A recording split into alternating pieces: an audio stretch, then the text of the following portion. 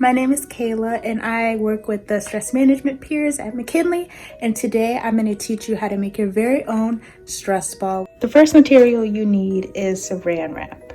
The material you'll need would be flour. The third material that you would need would be balloons. The first thing you do is lay out a piece of saran wrap. Take your flour. You're going to put only a half a cup in the saran wrap. And then you're going to place it in the center of the saran wrap. And then you're going to wrap the flour in the saran wrap like so. Make sure it's really tight like this. And then you do it the other way. And then you're going to fold it the top and bottom.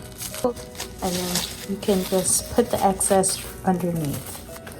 First you're going to do is try to open the balloon and make sure you get all the way down to the bottom of the balloon, so that way it's like this, and try to put it inside the balloon. Sometimes you have to force it in there. It's okay if the flour comes out a little bit like this. Just keep pushing.